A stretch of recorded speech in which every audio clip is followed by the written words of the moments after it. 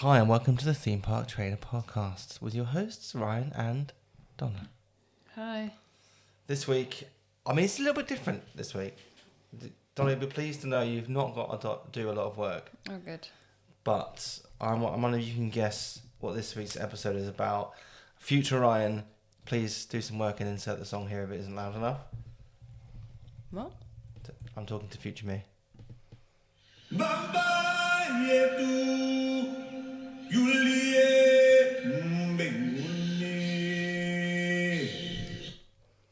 Any ideas?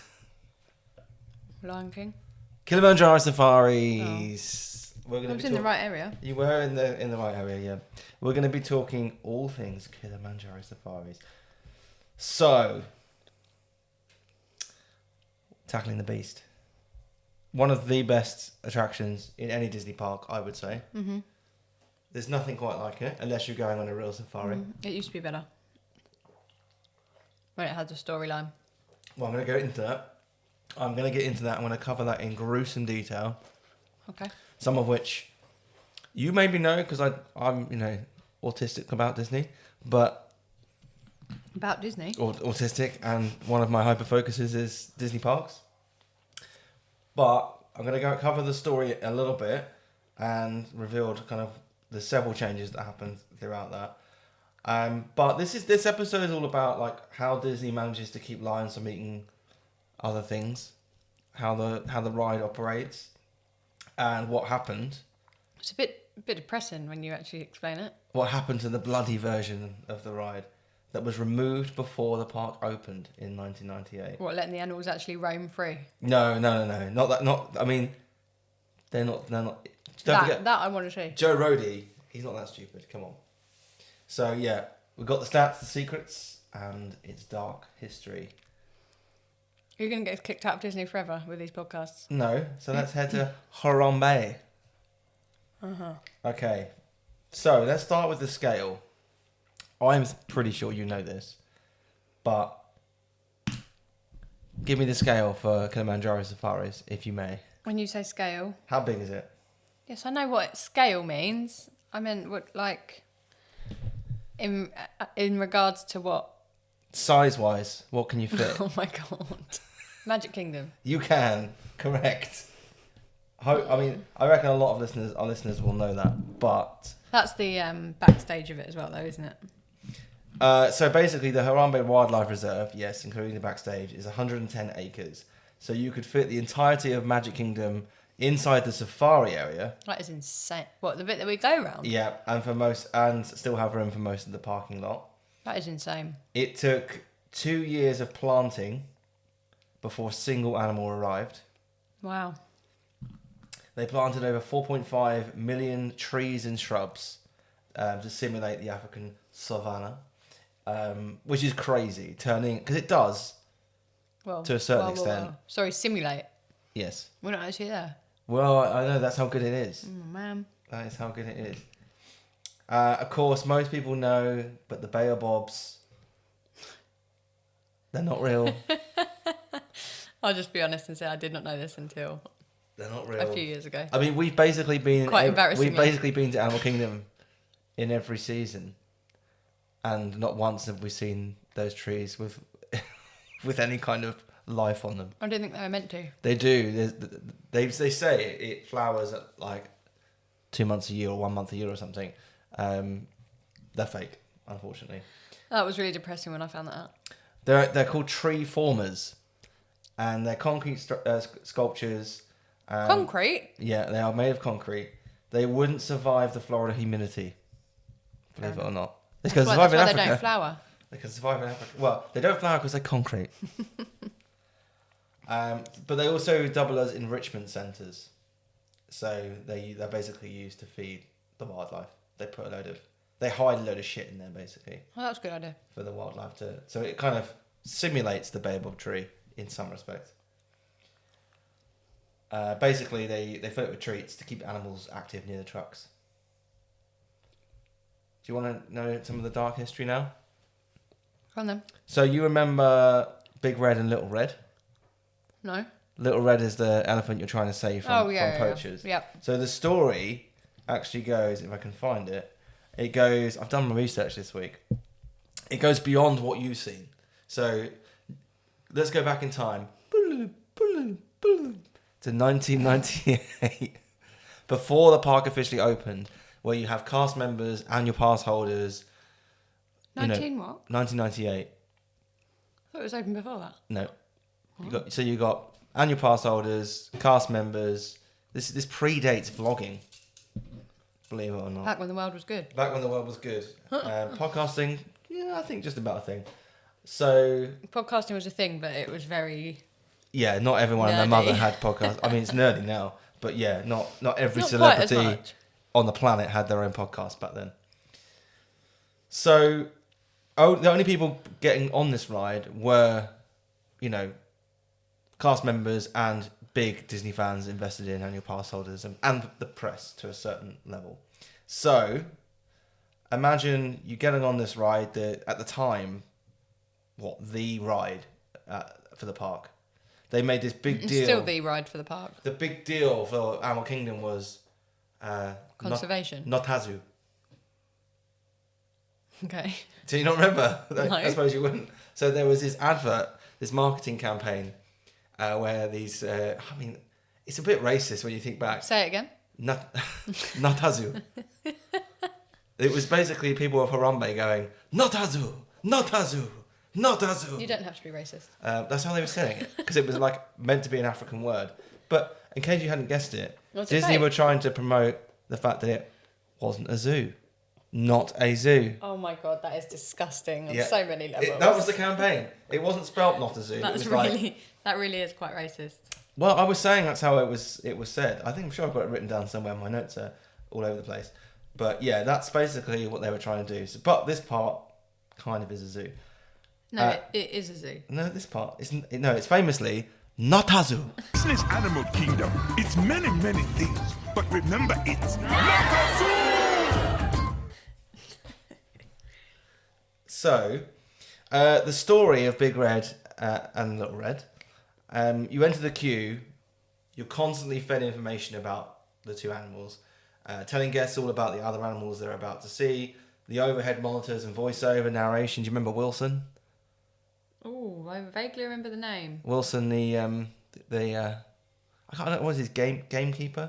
I don't really know, because we always used to get fast pass for this ride. Yeah, but you can still see Wilson in his little smiley face. Maybe.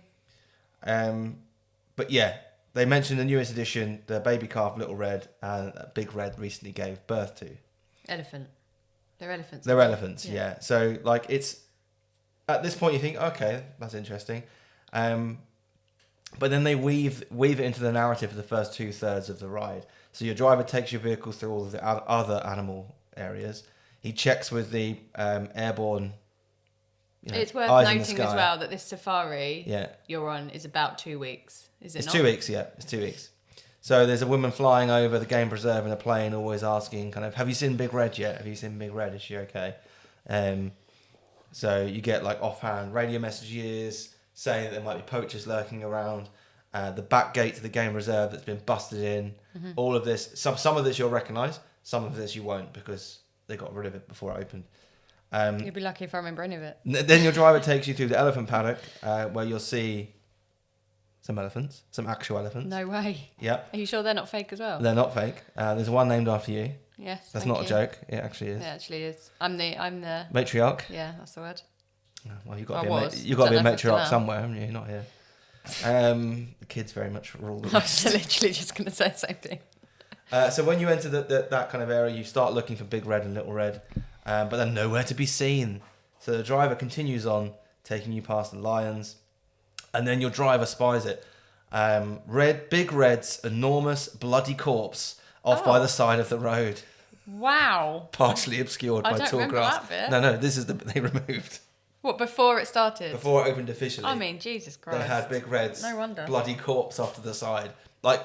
Hidden in a bit of grass. Joe Rady came up this ride, right? Yeah. I mean... Conservation. Yeah, but is that not a little bit too far, especially for children? Well, we'll come on to this. Partially obscured by the tall grass. Her tusks have been sawn off. Yeah.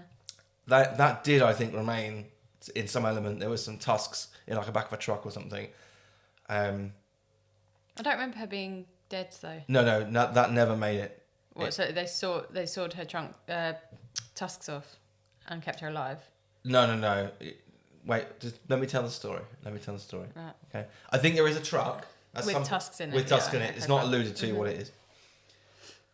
So the driver quickly radios into report. Boom, you're off. You're giving chase. That was still in there. Giving chase. Yeah, but this is kind of the big moment the Imagineers hoped would be seen as the thrilling finale.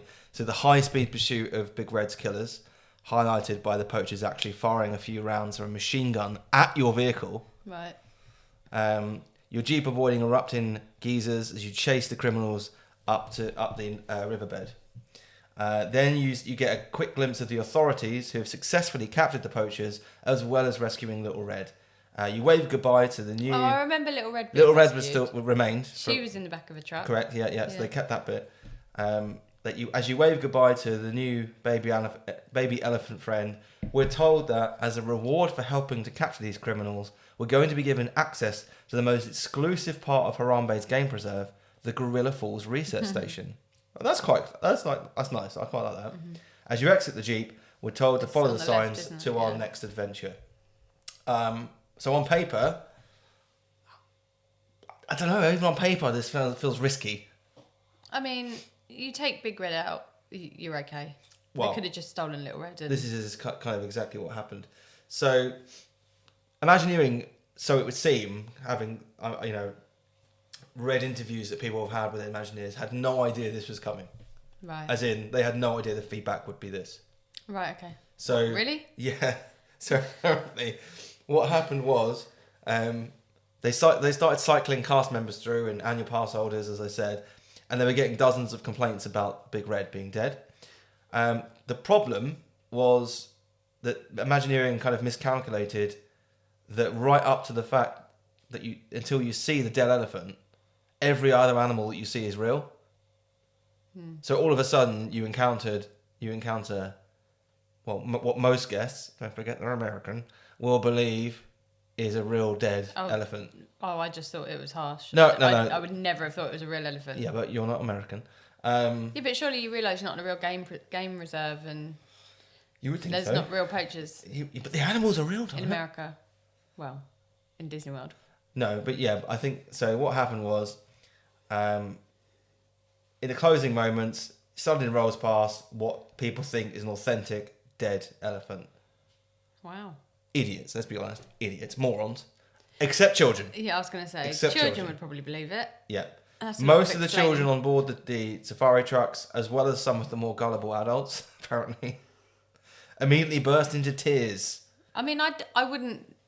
The children, yeah. Won't somebody think of the children? I wouldn't necessarily say I wouldn't burst into tears, even though it's fake. Yeah. Because it is still sad. Especially when you're not expecting it. Yeah. So some of the comments heard in the offload area, I can't believe they actually let the poachers kill the elephant. I'm never going on that ride again. It was the latter portion of the guest comment that particularly concerned the Imagineers. What, not about the guests? I'm never just the going ride. on that ride again. So obviously Kilimanjaro, the great thing about it is re-rideability. No safari is the same. No, That's always true. been the case. Yeah. So the fact that the ending is making sure that people aren't going on it again is not great. Don't forget, in '98, Animal Kingdom's got very few attractions. Yeah. Very few. Yeah. You know, it's the Walt Disney Studios of '98. So, where was I? But yeah, so what happened was the plotline basically hinged on that moment where Big Red's death was revealed. So, what do they do about a dead elephant? This question went right the way up the Disney chain of command and landed on the company's then CEO, Michael Eisner's desk. Wow. That's how big of a problem it was. This is his, crowning jewel. You know, I'm surprised Joe Roddy was allowed to be in charge of anything ever again. he spearheaded Disneyland Paris. He spearheaded MGM Studios, Animal Kingdom, California Adventure. Eisner was big, a great CEO for theme parks. Maybe not so much some of the movies, but a great CEO for theme parks. So this is a big problem for him. So there was all these complaints coming around, and he was like, it's $800 million that we've just invested in this theme park. What are we going to do? So he sat on it 3 weeks prior to Disney's Animal Kingdom's grand opening. One of Michael's minions watched Bambi. Kevin? And the real secret behind Bambi's anti-hunting message, which was, is Bambi's memorable and a powerfully moving motion picture because they shoot Bambi's mother. But the important thing to remember is Bambi's mum is killed off camera. Wow. You hear the shot. It's still one of the most... Yeah, it is. But you hear the shot and you never actually see the deer films. Go down. Her death is implied. Yeah, but it is one of the most traumatic films ever made. Yeah, I agree. But also, let's not forget that the whole point of this park is to teach people about conservation. And so anyway, apparently Eisner was thrilled as it meant that no expensive last-minute fixes needed to be made to remove the elephant. Signature attraction. He immediately told the Imagineers to pull the fake dead mother elephant out of Kilimanjaro Safaris and to rewrite the attraction script so that Big Red Death is not seen but implied. So that's how it was done, and from 98 until... I don't really remember it being implied that she'd died. Yeah, it was, yeah. Until 2012. I've got it written down further along, but 2012, I think. Is that it? When it changed, yeah. I think thought so. It was a lot more recent than that. I've got it written down here somewhere. I thought it was after COVID. No, so, I don't think it was after COVID. I don't think it was that early though. Yeah, 2012, Disney realised the real animals were the stars, not the fake ones. They gutted the poaching plot, turned the poacher camp into a habitat for zebras, and moved the conservation message to the pre-show. I'll come back to the zebras. That's where the zebras came. No, they were there anyway, weren't they? No, I'll come back to the zebras. I'm really bad at remembering anything. Yeah, so that's kind of the story of Big Red and Little Red. I still like the story of Big Red and Little Red. What I really miss is the bridge. Yeah, I miss the bridge, but isn't that a safety issue? No, I think that's nonsense. I really missed the bridge, and I missed the last third of the attraction where you are gunning it. Yeah, that was really good. That was really good. Now there's goats.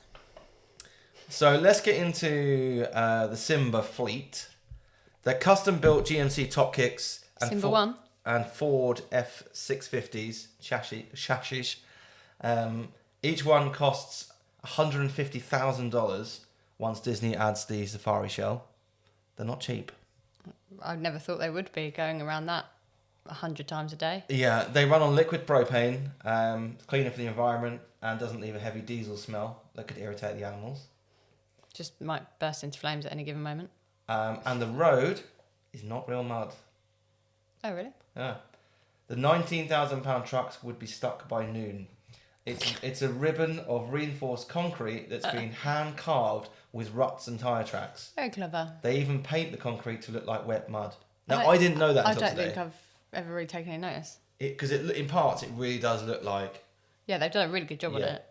Like the elephant tusks mark. Oh, my God. The elephant tusk marks. Yeah. I always thought they were real. Oh, and you see people, every trip, they go, oh, my God, look at that. They've been so close. Yeah, I always thought they were real. Well, to be fair, you're lied to at that point.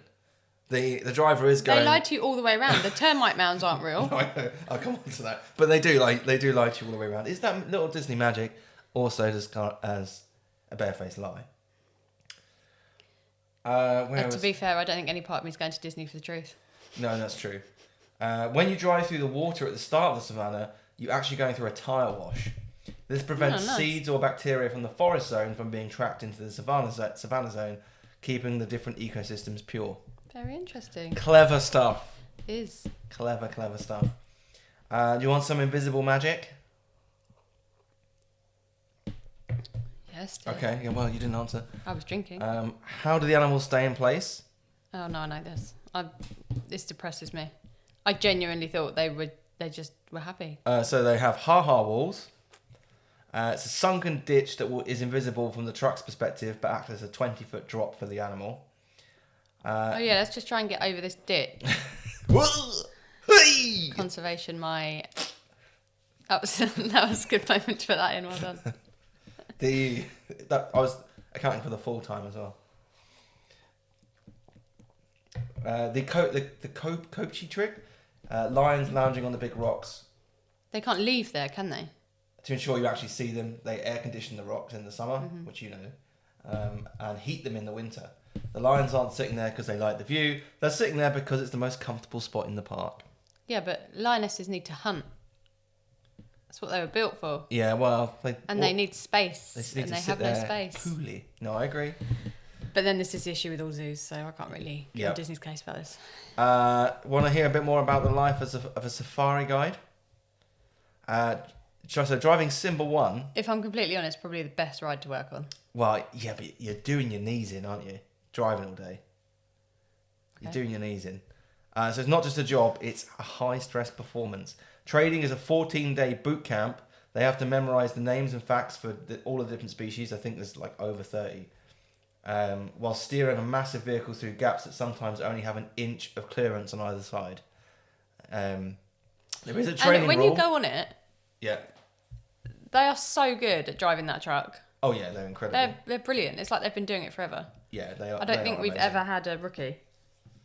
Maybe with the script, but not the actual driving. No, the driving. I think the driving. Disney have got, Disney's safety, health and safety mad. Speaking of health and safety, the crocodile protocol is a thing. We talked about this before. Haven't we talked about this recently? Maybe privately. Off podcast. Maybe off the podcast. Yeah. Really? We talk about Disney a lot. We should just record every conversation. Yeah, but I feel like we've actually had this conversation recently. Yeah, I think we have too. So it sounds like an urban legend, but it is real. If a guest falls into the Nile crocodile pit, the driver is trained to keep driving. So the logic is to clear the area so the remaining 35 guests don't witness a tragedy, and to prevent crowd surge while the specialist animal recovery team handles the situation. This has never hiding the body. This has never happened. There wouldn't be a body to hide. Never happened. What are they handling then? I tell you what, that was one of the most terrifying experiences of my life, going over that walking bridge. Yeah, but you are. I mean, but they make it look very. It is good. Yeah. Unsafe. Because we've done Wild Africa Trek. That's what you're referring to, which is well worth doing. If anyone's wanted to see the animals a bit closer, I'll quite happily do that again. And you also get, it's not a lunch, is it? Some snacks over the savannah. It's a posh lunch. It's not a posh lunch. It's pretend African food badged to be African. What, brie and dried apricot? Yeah, but they're serving it, and it's like, oh, this is what you. Anyway, it's a really good experience. It is. Yes, it is. I would do it again. You get a private truck. You get to sit and watch the animals instead of having to drive past. Yeah. And then you go on to the lookout, which is where you have your lunch. Mm-hmm. And just, you can stay there. Yeah. No, it is a great experience. So, yeah, never happened, the crocodile protocol, but it is a thing. It's not just an urban legend. It's the most terrifying thing ever. Do you want to hear a bit more? I'm going to do it anyway. The Harambe. So the village of Harambe has a history. The story is that it was a colonial outpost for the Smythe Wallace Livestock Company. In 1961, the locals had a peaceful revolution. Come on, it's not going to be... I mean, it's Disney. Why does it have to be peaceful? Because it's Disney. Kicked out the corporation and turned the land into a reserve. You can still see the Smythe Wallace signs faded on the old buildings. What was the corporation? The Smythe Wallace Livestock Company. Oh. And there's also a tribute to Joe Rody, which it's a bit weird that he puts him in for himself. But there's some Jorodi, as in Jorodi, signs in the village, which is obviously a play on Joe Rody. I'm not being funny, but if I was that good at my job, I'd probably put some tributes into myself as well. Yeah, no, fair play. He's earned it, hasn't he? He's earned it. The man that withstood corporate Disney not firing him for his earring for 30 years. Yeah. Okay, some lightning rounds facts here. Capacity. Do you want to guess the hourly capacity for this ride? The hourly capacity? Yeah, it's one of the... You're going to either guess something ridiculous. Yeah. Hourly capacity. Hourly capacity. It's one of the biggest in Walt Disney World. 2,000. Not bad. 3,000 when it's running at peak. Duration of the ride? Hour. Yeah. Wow. Duration of the ride is 20 minutes, isn't it? Yeah, between 18 and 22 minutes, depending on your stops. Some of the original safari tracks have over 95,000 miles on them.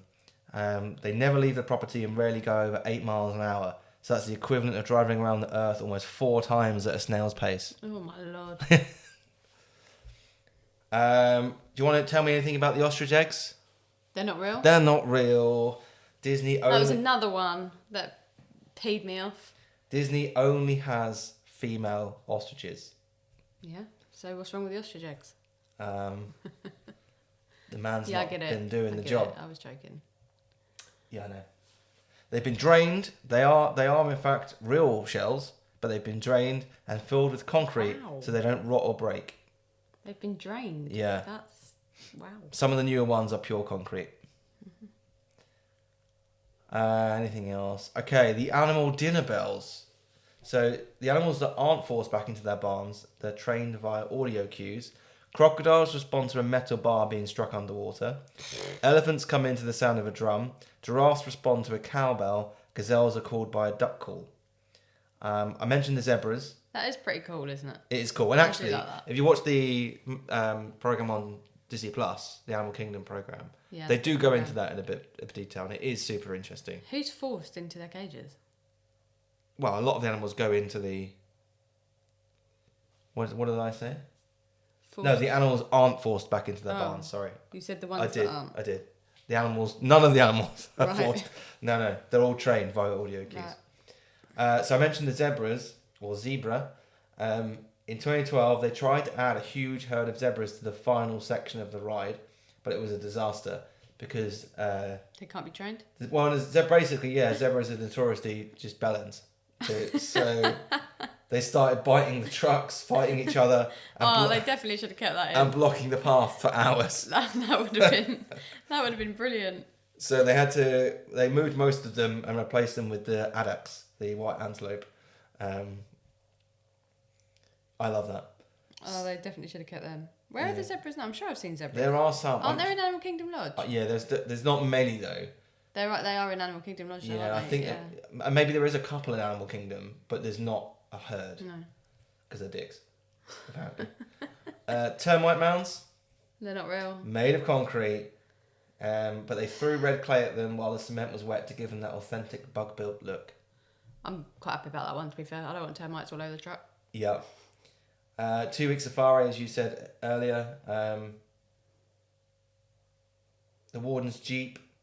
Look for the yellow jeep at the warden's outpost. Check the license plate. L1LR3D. Little red. Oh yeah. And anything else that I'm mentioning? The attraction is actually the fulfillment of a 70-year-old dream. When Walt Disney was building the Jungle Cruise in the 1950s, he desperately wanted real animals. His zoologist consultants told him it was impossible because the animals would just sleep all day. Yeah. It took 40 years and 110 acres for Imagineering to finally prove them wrong. Shame you never got to see that. No. It's lovely though, isn't it? No, it is a shame, but that's where it's like, that's quite cool. What? So they stopped the entire story just because the real animals were the focus. No, they didn't stop. Well, yeah, in 2012 they basically were like, it's not really. They stopped the poaching story, but Yeah. then you're not learning about conservation, are you? No, they give you a bit of spiel towards the end, don't they, about looking after animals? But it's They largely don't explain about poaching. No, I know it's largely talking about your own backyard, isn't it? it's not as common anymore, but Well, it is. It's quite common. is it? But yeah, I mean, lots of rich Americans go and do it. So yeah, the real dickhead ones do. That's beautiful. That. Yeah, I say lots. That's probably an understatement. No, an overstatement. There's not many, but if you're super rich, you can go out to Africa and shoot a giraffe. Was it? Let's be honest. I mean, The thing is, there's lots more Reserves. conservation efforts. There's people with guns and reserves protecting these animals now. you're actually allowed to shoot these people as well, aren't you? Aren't they? Not. I guess so. I don't know. I guess so. So I mean, yeah, that's Kilimanjaro Safaris in a nutshell. Mhm. So, did you enjoy that? I did. That was very If I interesting. do more of that, Yeah. it was quite. There's a lot there. I probably haven't included everything, No. but I think there's a lot there to think about, and hopefully there's something there that people listening didn't know before. Yeah, it was interesting. Fingers crossed, anyway. Especially people that have never been on it before recent times. Yeah, exactly. So I'm just thinking, I did actually write 9 awesome facts and secrets about Animal Kingdom on the website a few years ago, and I'm just thinking, is there anything that I missed? So let me think. I'm just going to go through it. Walt Disney inspired Kilimanjaro Safaris, covered it. One big attraction, covered it. A little pun from me from a few years ago. The line feels the breeze tonight, covered it. Fake plastic. You didn't say that. Like, What? The lion feels the breeze tonight. No, that's the title. And that's also not the song. Yeah, no, that's why it's a pun, dear. Oh. Yeah. If anyone's a Radiohead fan, this one's for you. Fake plastic baobab trees. Mm-hmm. Yeah. They're not plastic, they're concrete. Yeah. Okay, but it's a. You need to update your website. It's a Radiohead pun. Yeah. Okay. Puns only work if it's real. No, it's not. It's the pun. But it's not plastic. Oh, shut up. Okay.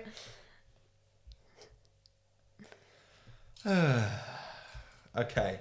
Right. Before we go, let's read a handful of poor reviews for Kilimanjaro Safaris. Okay. Ooh, sugar. Ambriol Hull says, the videos we watched before we came got me really excited for this ride. However, the lady we got had to have been her first day because we went way too fast and I couldn't get any pictures of the animals. Oh no. She didn't stop to let the people aboard look around, and she didn't talk except to tell us what we were passing.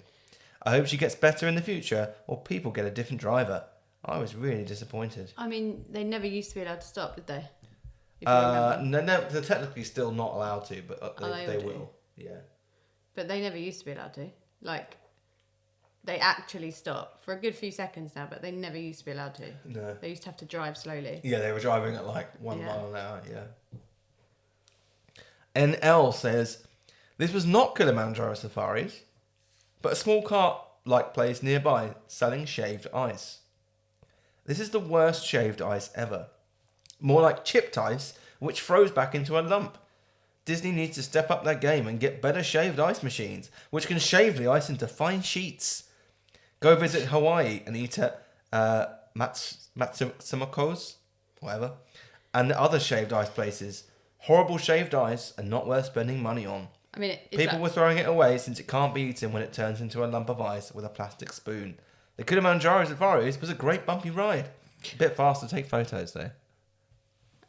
Who's going to Animal Kingdom and focusing on shaved ice? Oh, Of all the things. I'm going to put it out there. This might be controversial, but if you're buying shaved ice at Disney, you're an idiot. Well, that's what I was trying to get at, but I'm going to you say just it. say it. I'll say it. What is shaved ice going to cost you?